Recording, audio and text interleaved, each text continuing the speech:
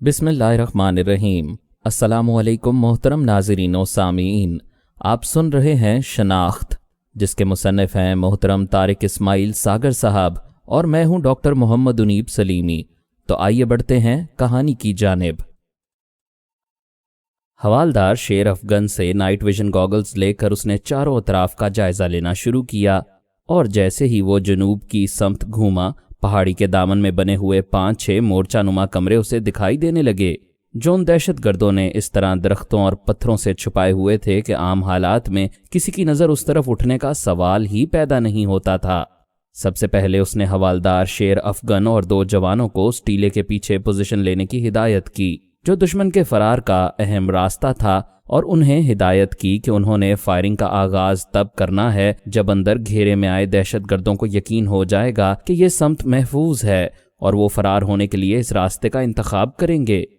उसके बाद नाइक हसन शाह के साथ 2 जवान मशरिकी समत उस मकाम पर पोजीशन संभालने के लिए पर तोलने लगे जो बिल्कुल उन महफूज मोर्चों के ऊपर थी, और लेफ्टिनेंट वलीद ने खुद 2 जवानों के साथ दहशतगर्दों के बिल्कुल सामने वाली पोजीशन ली, जहां दस्त बदस्त लड़ाई के इम्कानात भी हो सकते थे।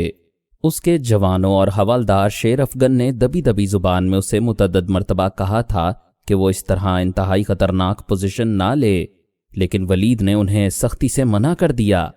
ये उसकी जिंदगी का पहला बाकायदा मार्का था।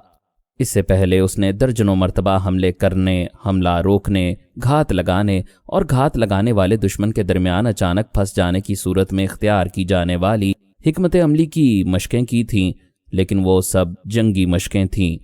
उसे अपनी एकेडमी के वो दिन याद आ रहे थे जब उन्हें बिल्कुल इसी तरह पहाड़ी इलाके में छुपे दुश्मन पर घात लगाकर हमला करने यानी एम्बुश की तरबियत दी जाती थी, और उनके उस्ताद उनके सरों पर अचानक फरिश्तों की तरह नाजिल होकर उनकी और गन्स की पोजीशनें दुरुस्त करवाने के साथ वो रवायती तंजिया जुमले भी कस दिया करते थे जो वो अरसे से सुनते आ रहे थे।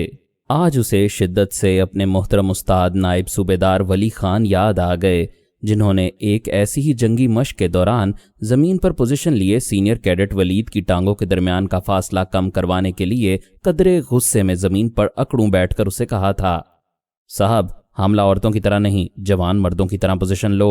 यहां जो कुछ सीख रहे हो ऐसा कभी ना कभी जरूर होगा। और उसने फौरन अपने थकन से चूर बदन को कसकर जवान मर्दों वाली पोजीशन ले ली थी।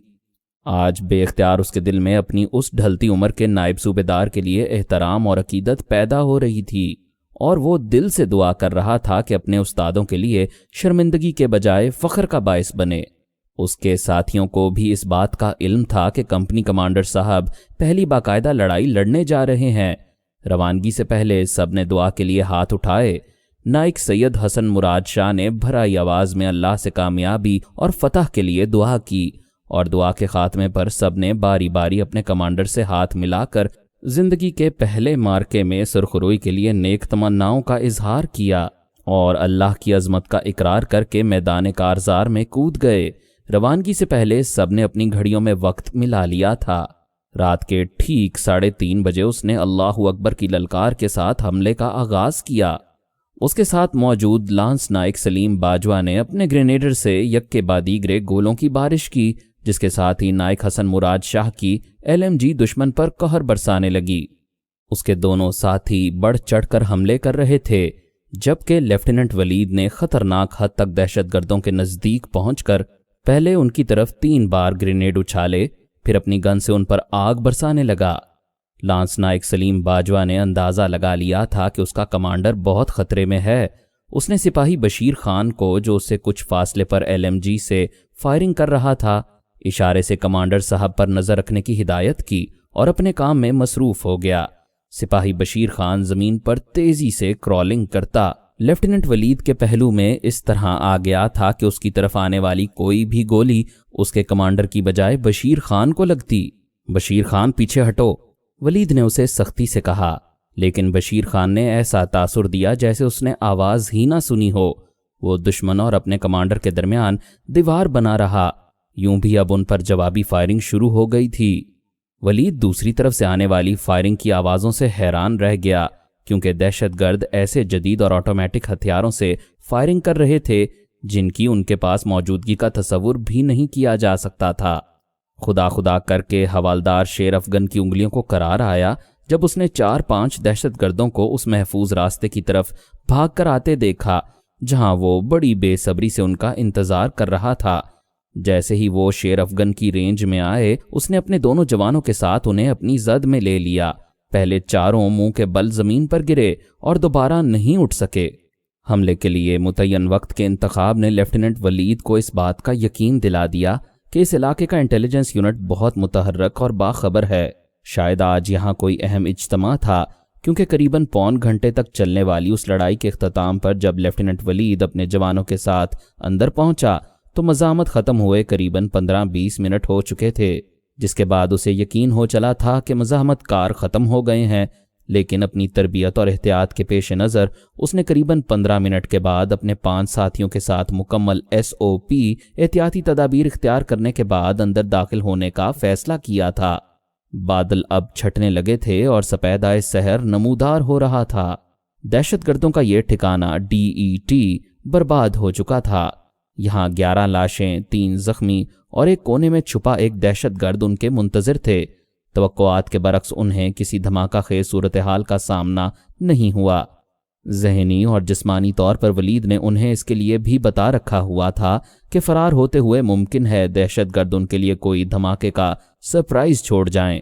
اس نے سب سے پہلے اپنے CO کو مشن کی کامیابی کی مکمل رپورٹ دی، جس پر اسے وہیں رکنے اور ہیلی کاپٹر کا انتظار کرنے کے لیے کہا گیا، کیونکہ تینوں دہشت گردوں کی حالت انتہائی خطرناک تھی۔ ان کے ساتھی انسانیت کے ناطے اپنی محفوظ مرہم پٹیوں سے انہیں ابتدائی طبی امداد دے رہے تھے۔ اس دوران وہ اس واحد دہشت گرد کی طرف بڑھا جسے دونوں ہاتھ کمر کے نیچے باندھ کر حوالدار شیر افغن نے ایک طرف بٹھایا ہوا تھا۔ اس کی آنکھوں پر پٹی بندھی تھی اور ایک جوان اس کے سرہانے گن لیے کھڑا تھا۔ کیا نام ہے تمہارا؟ اس نے دہشت گرد کے نزدیک پہنچ کر پوچھا۔ سر پہلے میری آنکھوں سے پٹی اتاریں، نام بھی بتا دوں گا۔ دوسری طرف سے جواب ملا۔ وہ کیا بکواس کر رہا ہے، سر نے نام پوچھا ہے۔ جوان نے اسے ہلکی سی ٹھوکر مارتے ہوئے کہا۔ اچانک ہی اسے کچھ یاد آ گیا تھا۔ اس نے چونک کر اپنے جوان کی طرف دیکھا۔ وحید، اس کی آنکھوں کی پٹی کھولو۔ وحید نے ایک لمحے کے لیے اپنے کمانڈر کی طرف دیکھا اور دوسرے ہی لمحے اس کی پٹی کھول دی، جس کے بعد دہشت گرد نے 3-4 مرتبہ زور زور سے آنکھیں جھپکائیں اور اس بات کا یقین کرنے کے بعد کہ اس کے سامنے کمپنی کمانڈر ہی کھڑا ہے، اس کی طرف دیکھ کر سر سے عجیب و غریب اشارہ کیا۔ اوکے، بے ساختہ اس کے منہ سے نکلا۔ پھر وہ جوان کی طرف متوجہ ہوا۔ تم جاؤ اور شیر افغن صاحب کو ادھر بھیجو۔ جوان کو کچھ سمجھ تو نہ آئی، لیکن وہ دوسرے ہی لمحے الٹی سمت گھوم گیا۔ مستی خان نام ہے میرا سر، دہشت گرد نے اسے اکیلے دیکھ کر کہا۔ شاباش، ویل ڈن، ولید نے مسکراتے ہوئے کہا اور شیر افغن پر نظریں جما دیں جو اس کی طرف آ رہا تھا۔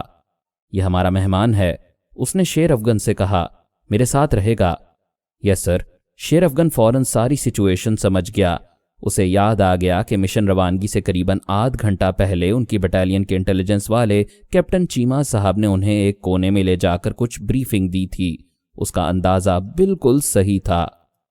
مستی خان نے اگلے 10-12 دن میں ہی بیرم خان کا اعتماد حاصل کر لیا تھا، اور ایک روز وہ اس کی اجازت سے جب رات کو چوری چھپے گھر والوں سے ملنے گیا تو اصل میں وہ گھر والوں سے نہیں، آرمی انٹیلیجنس والوں تک رسائی حاصل کرنے گیا تھا۔ اسے ان کے خفیہ دفتر کا علم تھا۔ مستی خان کی ملاقات یہاں CO صاحب سے کروائی گئی تھی، جنہوں نے اس کی عظیم قربانی اور خدمات کے لیے نہ صرف اس کا شکریہ ادا کیا بلکہ اس کے لیے خصوصی مراعات اور انعامات کا وعدہ کرنے کے بعد اسے بریف کر کے واپس جانے دیا۔ مستی خان تھانے میں کار خاص ہونے کی وجہ سے وائرلیس آپریٹر بھی تھا، اور کرنل صاحب نے اسے ایک مخصوص فریکوینسی سے آگاہ کرنے کے بعد سمجھا دیا تھا کہ وہ محفوظ ترین طریقے سے کسی طرح پیغام رسانی کر سکتا ہے۔ انہوں نے بطور خاص مستی خان کو گلے لگا کر اس کا شکریہ ادا کیا، جس نے ملک و قوم کے لیے رضاکارانہ خدمات کی پیشکش کی تھی۔ مستی خان نے انہیں بتایا تھا کہ ان درندوں نے اس کی آنکھوں کے سامنے ان کے ساتھیوں کو ذبح کیا تھا، اور اس نے قسم کھائی ہے کہ ان شہادتوں کا گن گن کر بدلہ لے گا اور ان کی مکمل بربادی تک اپنے گھر کو واپس نہیں لوٹے گا۔ CO صاحب نے اسے گلے لگا کر رخصت کیا تھا۔ مستی خان بڑی کامیابی سے گزشتہ 1.5 ماہ سے کام کر رہا تھا۔ بیرم خان کے حالیہ ٹھکانے کی خبر بھی اسی نے ہی دی تھی، اور یہ کارروائی بھی اسی کی اطلاعات پر کی گئی تھی۔ یہ اس کی بدقسمتی تھی یا بیرم خان کی خوش قسمتی کہ حملہ آغاز ہونے سے قریباً 2 گھنٹے پہلے وہ یہاں سے نکل گیا، کیونکہ اسے ملک صاحب نے اچانک ایک اہم میٹنگ کے لیے طلب کر لیا تھا۔ ملک صاحب جب بھی پاکستانی علاقے میں آتا یا پھر افغانی علاقے میں ہوتا، اس کی آمد کی خبر کسی کو نہیں ہوتی تھی۔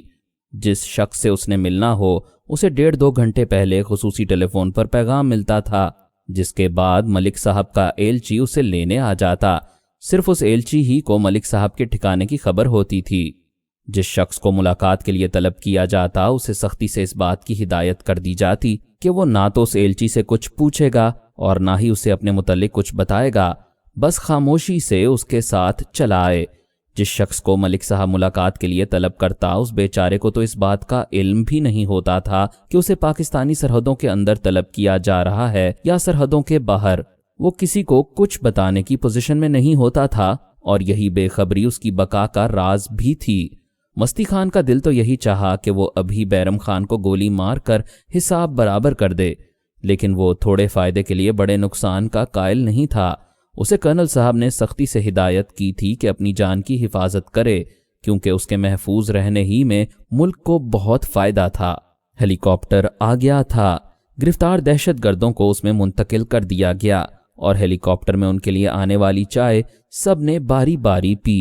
سب جوان لیفٹیننٹ ولید کو زندگی کے پہلے عملی مشن میں شاندار کامیابی پر مبارکباد دے رہے تھے، جس نے اپنی اور شیر افغن کی محفوظ جیب میں موجود بسکٹ بھی گرفتار دہشت گرد کو زبردستی کھلائے تھے، اور اس کے دہشت گرد کے ساتھ حسن سلوک دیکھ کر سوائے حوالدار شیر افغن کے باقی سب کو حیرانی ہو رہی تھی۔ واپسی کا سفر شروع ہو گیا۔ اس مرتبہ شیر افغن، لیفٹیننٹ ولید اور دہشت گرد قافلے کے آخری حصے میں سفر کر رہے تھے۔ اب انہوں نے اس دہشت گرد کے متعلق سوچنا ہی چھوڑ دیا تھا جسے ان کے کمانڈر صاحب خصوصی پروٹوکول دے رہے تھے۔ اس مرتبہ انہوں نے قدرے آسان اور سیدھا راستہ اختیار کیا تھا، کیونکہ ان کی محفوظ واپسی کے لیے بٹالین سے ایک اور سیکشن ان کی حفاظت کے لیے راستوں پر پوزیشن لے چکی تھی۔ ایک مخصوص مقام پر پہنچ کر دہشت گرد رک گیا۔ بس سر، میرا اور آپ کا اتنا ہی ساتھ تھا، زندگی رہی تو انشاءاللہ پھر کبھی ملیں گے۔ یار معاف کرنا، ہم تمہارے شایان شان کچھ نہیں کر پائے، کاش کبھی دوبارہ تمہاری خدمت کا موقع ملے۔ میرے دوست، تمہاری عظیم قربانیوں کا مجھے علم بھی ہے اور شدت سے احساس بھی۔ میں سمجھتا ہوں اصل میں جہاد تم کر رہے ہو۔ جس طرح دشمن کے درمیان اپنی جان ہتھیلی پر رکھ کر تم ملک و قوم کی خدمت کر رہے ہو، اس کا اجر اللہ سے تمہیں ضرور ملے گا۔ لیفٹیننٹ ولید نے قدرے جذباتی انداز میں اس کے کندھوں پر ہاتھ رکھتے ہوئے اس کی طرف جھک کر کہا، یس سر، بجا کہا آپ نے۔ شیر افغن نے اس کی تائید کی۔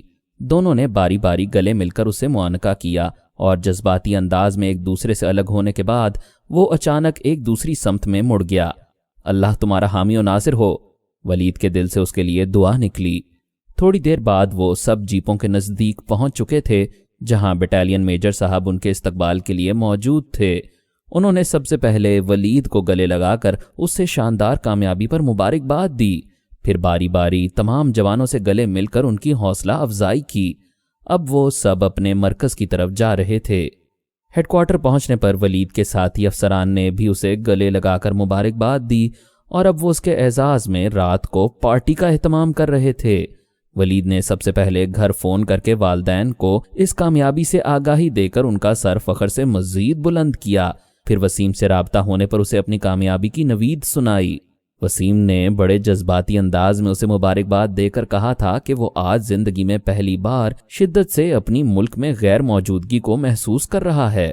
بھائی جان، کوئی بات نہیں، ہم انشاءاللہ جلد اکٹھے ہوں گے۔ کسی بڑی خوشخبری پر آپ کو تو آنا ہی پڑے گا، خواہ کتنے ہی مصروف ہوں۔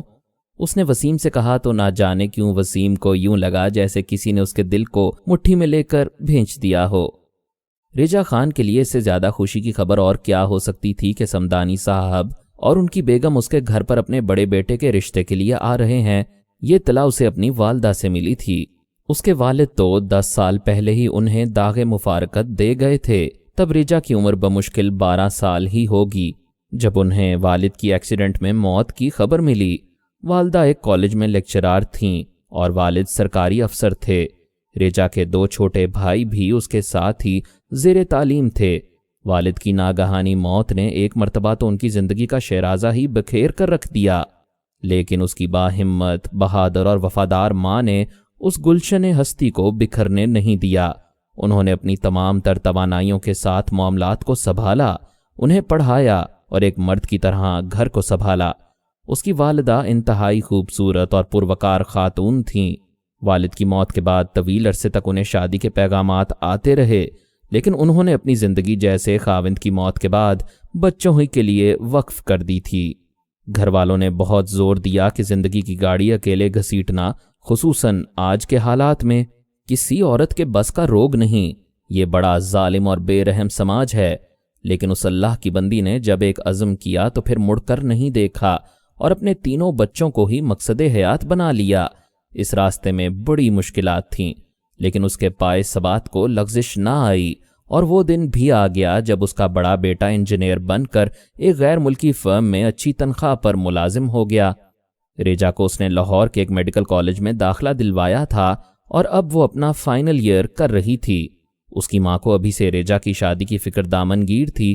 اس کی اللہ سے ایک ہی دعا تھی کہ اپنی زندگی میں اپنی بچی کے ہاتھ پیلے کر جائے، اور جب مسز سمدانی نے، جن کے ہاں اس کی بیٹی پہلے ہی ان کی اپنی بیٹی بن کر رہتی تھی، اسے فون پر اپنی آمد کے مقصد سے آگاہ کیا تو ریجا کی والدہ نے ایک لمحے کا توقف نہیں کیا اور انہیں بلوا لیا۔ سمدانی صاحب اپنی بیگم کے ساتھ آئے تو مٹھائی کا ڈبہ پہلے ہی ساتھ لے کر آئے تھے۔ انہوں نے وسیم سے متعلق انہیں سب کچھ بتا دیا کہ کس طرح حالات سے بد دل ہو کر وہ امریکہ گیا اور اب وہاں مقیم ہے، لیکن انہیں امید ہے کہ شادی وہ والدین کی پسند سے ہی کرے گا۔ مسز سمدانی نے ریجا کی تعریف میں زمین آسمان کے کلابے ملا دیے۔ بھلا ایسی پڑھی لکھی، سگھڑ اور نیک بچی انہیں اور کہاں ملتی؟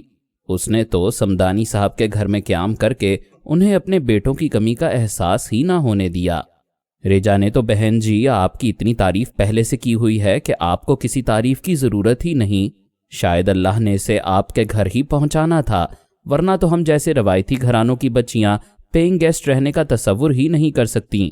میں اس سے زیادہ کیا عرض کروں، اس کا بڑا بھائی دبئی میں ہے اور چھوٹا انجینئرنگ مکمل کر رہا ہے۔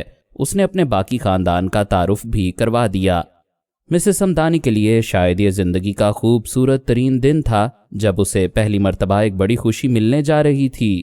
دونوں نے ایک دوسرے کا رشتہ قبول کر لیا اور دونوں کے درمیان طے پایا کہ ریجا کی ہاؤس جاب شروع ہوتے ہی وہ وسیم کو پاکستان بلا کر دونوں کی شادی کر دیں گے۔ اگر وسیم نے امریکہ رہنا پسند کیا تو ریجا کو سپانسر کر دے گا، ورنہ تو دونوں پاکستان میں ہی رہیں گے۔ مسز سمدانی کو امید تھی کہ وسیم چونکہ اب سنبھل چکا ہے اور پاکستان میں بھی اس کی اچھی نوکری کا بندوبست ہو جائے گا، اس لیے ممکن ہے وہ امریکہ واپس نہ جائے۔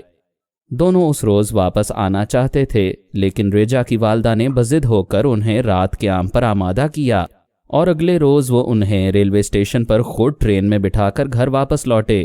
دونوں خوشی سے پھولے نہیں سما رہے تھے۔ گھر پہنچنے پر انہوں نے سب سے پہلے لیفٹیننٹ ولید کو فون پر یہ خوشخبری سنائی۔ ولید تو ایک لمحے کے لیے گڑبڑا کر ہی رہ گیا۔ یہ فیصلہ کرنے سے پہلے اس کے والدین نے اگر اس سے پوچھا ہوتا تو وہ ضرور کسی نہ کسی بہانے انہیں روکے رکھتا، کیونکہ اسے تو وسیم نے تمام حالات سے آگاہ کر دیا تھا، لیکن ابھی اس نے والدین تک اس کی شادی کی اطلاع پہنچانے کی اجازت نہیں دی تھی۔ خدا جانے اس میں وسیم کی کیا مصلحت تھی۔ شاید وہ ابھی اتنا حوصلہ ہی نہیں پا رہا تھا کہ اس حادثے پر ولید کی طرح اپنے والدین کو بھی اعتماد میں لے۔ ادھر والدین نے اس کی منگنی کا اعلان کر دیا تھا۔ اچھی بات ہے ماں جی، لیکن بہتر ہوتا اگر بھائی جان سے پوچھ کر میرا مطلب ہے۔ ولید کے منہ سے ڈھنگ سے کوئی بات ہی نہیں نکل رہی تھی۔ چپ کر، بدشگنی نہیں کیا کرتے نا، اس کی کیا مجال ہے جو ہمارے فیصلے پر اعتراض کرے۔ بس کر لی اس نے اپنی مرضی، اب اسے ہماری مرضی سے اگلی زندگی گزارنی ہوگی۔ کان کھول کر سن لے اور اسے بھی سمجھا دینا۔ ماں نے پیار سے اسے ڈانٹا اور ادھر ادھر کی 2-3 باتیں کر کے فون بند کر دیا۔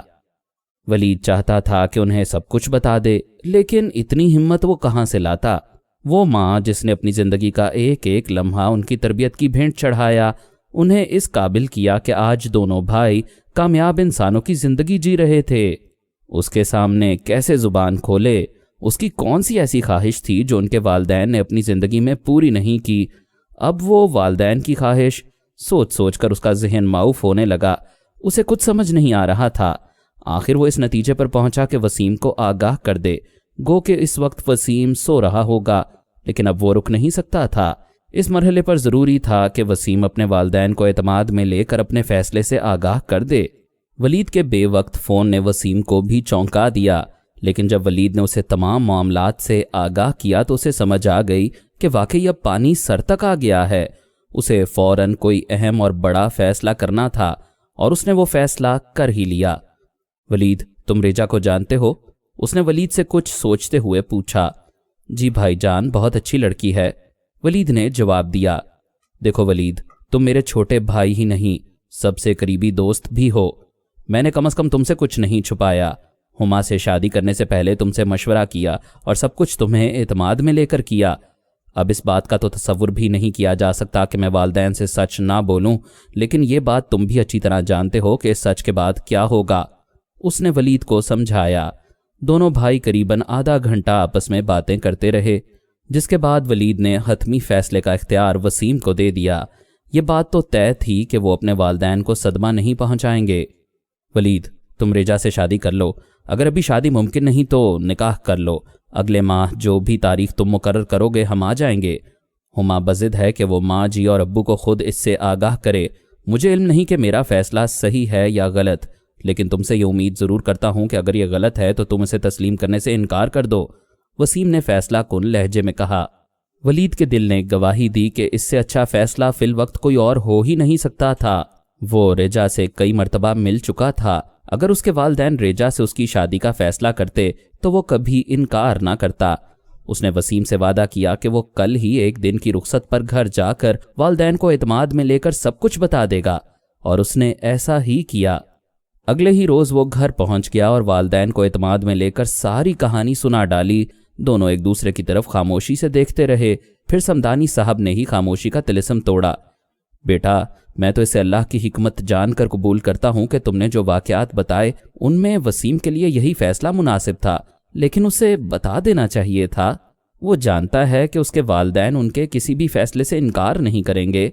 बेटा, हमें तुम दोनों पर इतना एतमाद तो है कि तुम कभी कोई गलत फ़ैसला नहीं करोगे। आपने बजा फरमाया अब्बू जी, लेकिन आप जानते हैं कि वसीम भाई नहीं चाहते थे कि आपको किसी भी जज्बाती सदमे से दो चार करें, वलीद ने कहा। बेटा, कहीं तुम हमारा दिल रखने के लिए तो दुल्हा तब्दील करने को नहीं कह रहे? अचानक ही मिसेस समदानी ने उसे सवाल कर डाला। वलीद बेख्तियार माँ के गले से लग गया।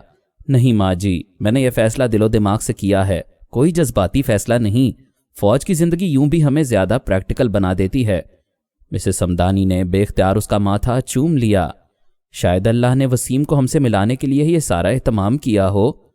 तीनों काफ़ी देर तक इस मसले पर उलझे रहे और तीनों ही इस फैसले पर पहुंचे कि रेजा या उसकी वालिदा को शायद इस पर एतराज़ ना हो।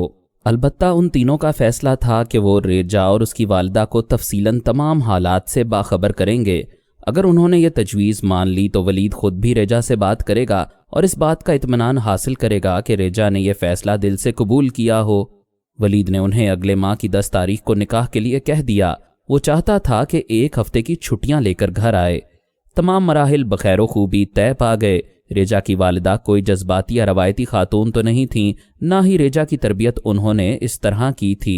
सारी गुफ्तगू रेजा की मौजूदगी में हुई, जिसने आखिरी फैसला माँ पर छोड़ दिया। माँ ने एक रोज़ का वक्त लेकर बेटी से अलहदगी में तमाम मामलात का नए सिरे से जायज़ा लेने के बाद उन्हें अपनी हाँ से आगाह कर दिया। वसीम के लिए इससे बड़ी खुशखबरी और क्या हो सकती थी।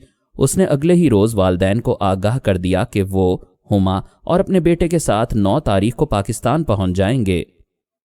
बैरम खान इस वक्त मालाकंड में खुफिया ठिकाने पर मौजूद था जब उसे इल्म हुआ कि सवात में उसके खुफिया मरकज़ पर आर्मी ने हमला किया है, जिसमें उसके बेशतर साथी मारे गए या फिर गिरफ्तार हो गए। ये खबर उसके लिए चौंका देने वाली थी। उसने कभी गुमान भी नहीं किया था कि जिस पहाड़ी सिलसिले में उसे मलिक साहब के दोस्तों ने ये खुफिया मरकज़ तैयार करके दिया था, वहां तक कभी किसी की रसाई भी मुमकिन होगी। आम गुजरगाह से कई मील दूर एक इंतहाई मुश्किल और पुरपेच रास्ते पर वाक़े इस खुफिया मरकज़ की तैयारी उसके बस की बात तो नहीं थी, ना ही उसकी कभी इस तरफ नजर गई थी। ये तो उसके दोस्तों की तरफ से उसके लिए सरप्राइज था। उसे यहाँ मुंतकिल हुए बमुश्किल 6-7 माह ही गुजरे थे जब ये क़यामत टूट पड़ी। बैरम खान ने सोचा अगर वो भी वहां मौजूद होता तो शायद उसके बाकी साथियों की तरह उसकी भी अब तक छुट्टी हो चुकी होती। اسے رہ رہ کر اس بات پر غصہ آ رہا تھا کہ ایسے خفیہ اور محفوظ ٹھکانے کی خبر آخر آرمی کو کیسے ہوئی۔ اس نے دل میں قسم کھائی تھی کہ جس آرمی آفیسر کی کمان میں یہ حملہ ہوا ہے وہ اس سے انتقام ضرور لے گا۔ یہی مقامی لوگوں پر دھاک بٹھانے کا واحد ذریعہ تھا۔ مالاکنڈ میں وہ ایک روز پہلے ہی ملک صاحب کے اچانک موصول ہونے والے پیغام کے بعد پہنچا تھا۔ اس مرتبہ بھی ایک گائیڈ اسے لینے آیا تھا جس نے اسے اگلی منزل سے آگاہ نہیں کیا تھا۔ ایک بڑی لینڈ کروزر گاڑی میں آنے والا یہ شخص تھا تو کوئی مقامی ہی، لیکن بیرم خان اسے پہچان نہ سکا۔ یوں بھی اسے اس سے کیا لینا دینا تھا؟ اب اسے اس کھیل کا بنیادی اصول سمجھ آ گیا تھا، وہ تھا رازداری کا زیادہ سے زیادہ اہتمام۔ پہلے پہل تو اسے ان باتوں پر غصہ آتا تھا، لیکن اب سمجھ آنے لگی تھی کہ ان کی حفاظت کے لیے یہ ناگزیر بھی ہے۔ ایک دوسرے سے ملنے والے ان کے ملاقاتی کبھی نہ ان کا تعلق پوچھتے تھے، نہ ہی اپنا تعارف کرواتے تھے۔ انہیں صرف اپنے کام سے مطلب ہوتا تھا، جس کے مکمل ہونے پر جس طرح وہ خاموشی سے ایک دوسرے سے ملتے تھے، اسی طرح خاموشی سے ایک دوسرے سے الگ بھی ہو جاتے تھے۔ یہ لینڈ کروزر خلاف توقع اس مرتبہ مالاکنڈ کی طرف جا رہی تھی، کیونکہ بیرم خان کو ان راستوں کی شناخت تھی، اس لیے اس نے صحیح اندازہ قائم کیا تھا۔ اسے حیرانگی اس بات پر ہو رہی تھی کہ ملک صاحب کے ساتھیوں کے ہاتھ کتنے لمبے ہیں۔ انہوں نے عملاً اس سارے علاقے پر کنٹرول حاصل کیا ہوا تھا۔ پہلے وہ محمد ایجنسی کی طرف سے سرحد عبور کیا کرتا تھا، اب وہ مالاکنڈ کی طرف جا رہے تھے۔ اس نے فوراً ہی رائے قائم کی کہ ملک صاحب کوئی بڑی بلا ہے جس نے یہاں مضبوطی سے اپنے پنجے گاڑ رکھے ہیں۔ ملک سے اس کی ملاقات بھی پاکستانی سرحدوں کے اندر ہی ایک بہت محفوظ مقام پر ہوئی تھی۔ مہینے میں ایک آدھ ایسی ملاقات ملک صاحب کا معمول تھا، جس میں وہ بیرم خان کو آمادہ حالات سے متعلق ہدایات دیتا اور اس کی ضرورت کے مطابق اسلحہ گولہ بارود کی فراہمی کا بندوبست بھی کیا کرتا تھا۔ اس ملاقات میں اسے بطور خاص حکم دیا گیا تھا کہ اپنے زیادہ سے زیادہ ساتھیوں کو بارودی سرنگیں نصب کرنے کی ٹریننگ دلوائے اور سوات میں ہر اس اہم مقام پر پاکستانی آرمی کے راستے میں بارودی سرنگوں کا جال بچھا دیا جائے جہاں سے ان کا گزر ہوتا ہے۔ پاکستانی آرمی کے راستے میں بارودی سرنگوں کے دھماکے پہلے سے جاری تھے، لیکن بیرم خان کے لوگوں کو اب اس مہم کا حصہ بنایا جا رہا تھا۔ ایک مرتبہ پھر اسے یقین ہو گیا کہ ان لوگوں کے ہاتھ بہت لمبے ہیں اور یہ لوگ بیرم خان کی مدد کے بغیر بھی بہت کچھ کر سکتے ہیں۔ اسے اپنے ٹھکانے پر حملے کی اطلاع بھی ملک صاحب کی طرف سے دی گئی تھی اور یہ شک بھی ظاہر کیا گیا تھا کہ اس خفیہ ٹھکانے کی خبر اس کے اپنے بندوں میں سے کسی نے آرمی تک پہنچائی تھی، جس کا مطلب یہ ہے کہ اس کے گروپ میں پاکستان انٹیلیجنس کے لوگ بھی موجود ہیں۔ ملک صاحب کی طرف سے سختی سے ہدایت کی گئی تھی کہ اسے جس کسی پر معمولی سا شک بھی ہو اسے بلا دریغ مار دیا جائے اور اس کی لاش کو عبرت کا نشان بنا کر شہری آبادی میں پھینکا جائے تاکہ پھر کسی اور کو ان کے خلاف جاسوسی کرنے کی ہمت نہ ہو۔ اگر ملک اسے یہ ہدایات نہ بھی دیتا تو بھی وہ ایسا ہی کرتا۔ انسانی جان کی اہمیت اس کے نزدیک نہ کبھی پہلے تھی اور نہ اب۔ وہ صرف اپنے عزائم کی تکمیل چاہتا تھا، خواہ اس کے لیے اسے کسی بھی حد تک جانا پڑے۔ فی الوقت ملک صاحب نے اسے اپنے ایک خصوصی بندے کے ساتھ شیلد روف کی طرف روانہ کر دیا تھا۔ ابھی کچھ دن تمہیں شیلد روف کا مہمان بن کر رہنا ہے۔ اس بات کا میں نے خصوصی خیال رکھا ہے کہ اب تم بھی اس کے برابر کے کمانڈر ہو، اس کے ماتحت نہیں۔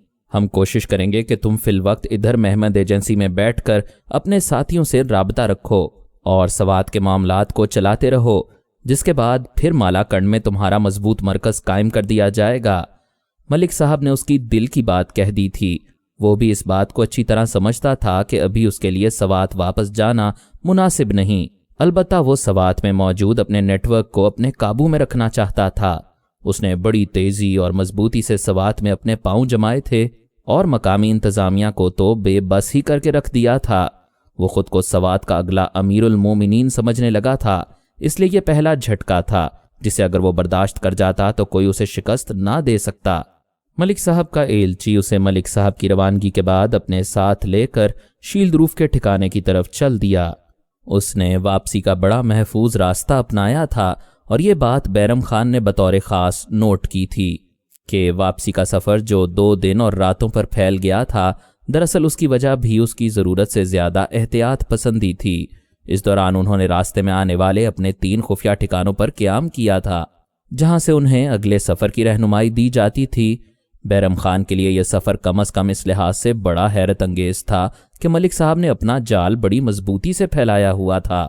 اس کی اب تک جن ڈیروں تک رسائی ہوئی تھی، یہ لوگ اپنے اپنے علاقے میں بڑے اثر و رسوخ کے مالک تھے۔ خصوصاً مذہبی اور سیاسی حلقوں میں ان کی جڑیں بہت گہری تھیں۔ یہ بات بیرم خان کی سمجھ سے بالا تر تھی کہ ان لوگوں نے یہ جانتے ہوئے بھی کہ ملک صاحب کسی غیر ملکی اور پاکستان دشمن ایجنسی کا نمائندہ ہے، ان کے ساتھ کیوں تعاون کیا؟ شاید انہیں اس حقیقت کا علم ہی نہ ہو، شاید انہیں بے خبر رکھ کر استعمال کیا جا رہا ہو۔ انٹیلیجنس ایجنسیوں کو ایسے کئی داؤ پیچ آتے ہیں، خدا جانے انہوں نے انہیں کس حال میں پھنسا رکھا ہے۔